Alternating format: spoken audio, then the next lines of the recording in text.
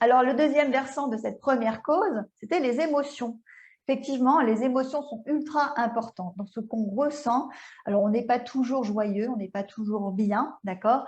Et les émotions viennent impacter encore plus notre peau. Donc, en fait, les émotions, notamment les émotions négatives, les émotions fortes, l'émotion forte va créer en fait une augmentation de l'adrénaline. Cette adrénaline, c'est une hormone de stress qui est produite également par les glandes surrénales.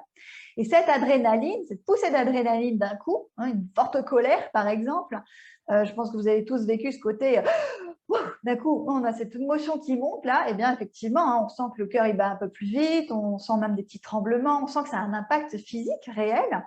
Et bien cette poussée d'adrénaline peut bloquer l'élimination d'un organe. Si l'organe vient à ne plus éliminer correctement, il va alors s'encrasser, s'intoxiquer. D'accord? Et donc, selon les émotions, ça peut avoir cet impact sur différents organes. Et n'oublions pas, tout ce qui ne s'exprime pas s'imprime à un moment donné. Donc, de toute façon, ça sortira. Et si ce n'est pas par votre émotion et si ce n'est pas par le fait de pouvoir en parler, effectivement, ça sera votre corps qui vous parlera avec ses mots à lui. Les mots MAUX. Alors, un déséquilibre émotionnel va alors léser l'organe qui lui correspond. On va voir ça, notamment avec la médecine traditionnelle chinoise. Et le problème, c'est qu'au niveau de l'organe, la lésion que ça va créer, il va y avoir de l'acidité qui va se créer et de plus en plus d'acidité, ce qui va créer une inflammation. Et effectivement, on va se retrouver avec des répercussions sur d'autres organes et sur l'ensemble de notre corps. Alors, en médecine traditionnelle chinoise, ce qu'on appelle la MTC, pour elle, en fait, donc pour ces vieux Chinois, la colère rentrée, la frustration vont vraiment directement affaiblir le foie. Et vice-versa, un foie affaibli peut effectivement provoquer chez vous des émotions plus vives, plus fortes, notamment au niveau de la colère. D'accord? Donc, quelqu'un qui n'est pas souvent en colère et qui se retrouve dans une phase de rumination, en tout cas de frustration, de colère, on ressent vraiment beaucoup de colère, mais on peut se dire que peut-être que c'est son foie en fait qui est déjà un petit peu faible. Donc on peut déjà se poser des questions comme ça, on peut un petit peu orienter. La deuxième émotion, c'est la rumination. Vous savez, cette rumination, on n'arrive pas à s'endormir le soir, on est anxieux, on maugre un petit peu, on revoit toute la journée, on se dit ah oui, mais si j'avais dit ça, ça ne serait pas passé comme ça, etc. Ça nous empêche même de dormir. Eh bien, c'est plutôt le couple rate-pancréas. Et le pancréas, on en a parlé tout à l'heure, puisque le pancréas peut être vraiment très sollicité s'il y a un excès de cortisol ou s'il y a un excès de glycémie, d'accord, puisque c'est lui qui produit l'insuline. La troisième émotion, ça va être la joie. Alors, la joie modérée, elle est tout à fait bonne, mais une joie excessive, un petit peu dans le côté maniaque, vous voyez. Cette joie excessive risque un petit peu d'affaiblir le cœur. La tristesse, elle va affaiblir le poumon, donc tout ce côté pulmonaire. Et ce côté pulmonaire, je rebondis un petit peu dessus parce que le poumon, c'est un organe qui est très métal en médecine chinoise, un petit peu comme le côlon. Et en fait, cet élément métal, en fait, c'est un petit peu ce côté, je me blinde, je mets une armure autour de moi, je me protège des autres.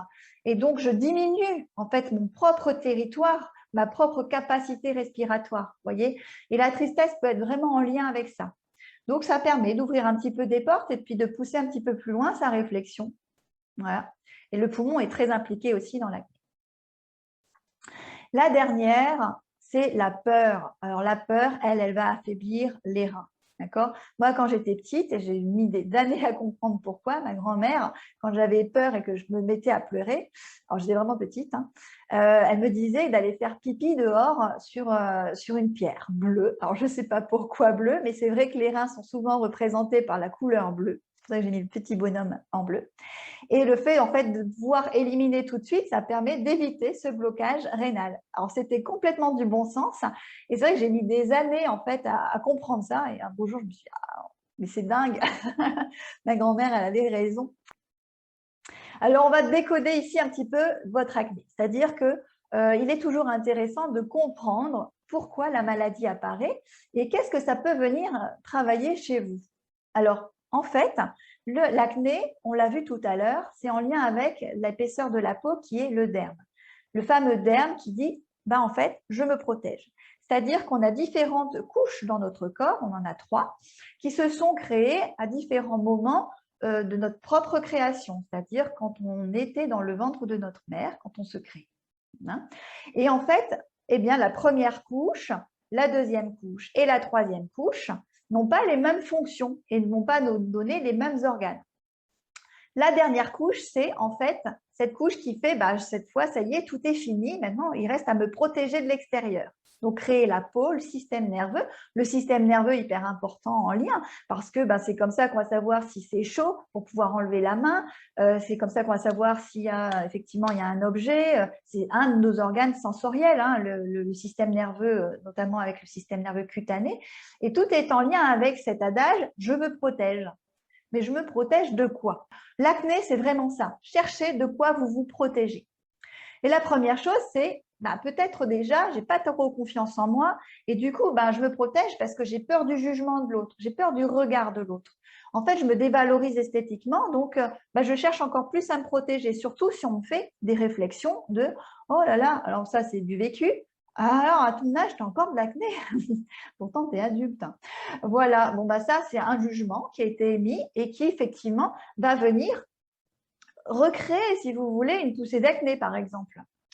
Le deuxième, ça va être en lien avec l'identité sexuelle. Rappelez-vous, on est aussi en lien avec des androgènes, donc qui je suis réellement.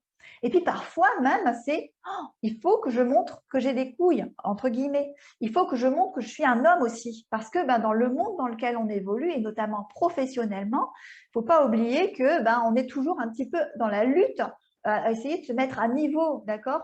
Et c'est vrai que parfois, il faut montrer qu'on a les mêmes capacités qu'un homme. Donc, posez-vous un peu ces questions et se dire, c'est peut-être aussi pour ça que j'ai peut-être un peu plus d'androgène que ma copine, voyez? C'est que ça me permet de me protéger aussi. L'acné, c'est une pathologie de l'adolescent. On l'a vu, 70% des adolescents sont touchés par l'acné. Et donc, à partir de là, on va se dire, qu'est-ce qui s'est passé?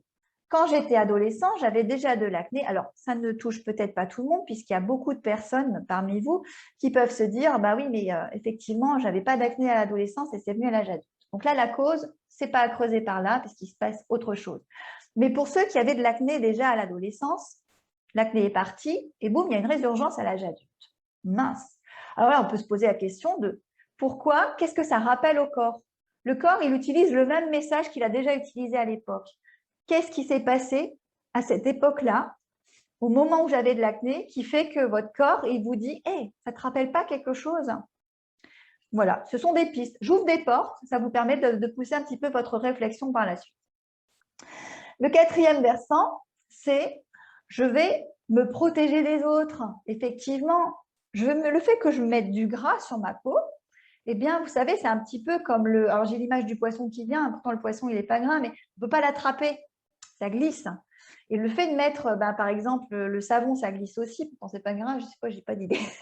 Mais voilà, quelque chose de gras, eh bien, vous allez avoir du mal à l'attraper, vous voyez. Donc, ça permet de se protéger du contact des autres. Et effectivement, on est bien dans la notion de défense, d'accord? Puis, ça permet aussi de filtrer. Comme ça, les gens qui ne sont pas dignes de confiance, eh bien, ils vont rester loin de moi parce que j'ai ce côté gras de la peau qui n'est pas… j'allais dire qui n'est pas reluisant, mais si, justement, qui est luisant et qui, du coup, ne donne pas forcément envie de nous approcher, voyez. Et puis, la dernière étape, eh bien, je vous en ai parlé tout à l'heure avec notre élément métal, on met une armure de protection, d'accord? Là, je vais mettre mon armure, je ne me laisse pas envahir, j'en ai marre, je ne veux plus me laisser marcher dessus et donc, je me protège des autres. Et donc, il n'y a pas meilleur moyen que la peau pour se protéger. Hein. Et ça peut être de l'eczéma, ça peut être du psoriasis, ça peut être de l'acné. Voilà, votre peau, elle fait avec ce qu'elle a et ce qu'elle peut. Et en fait, votre peau, c'est un super héros parce que finalement, elle vous montre juste qu'il y a un problème beaucoup plus profond, notamment au niveau émotionnel.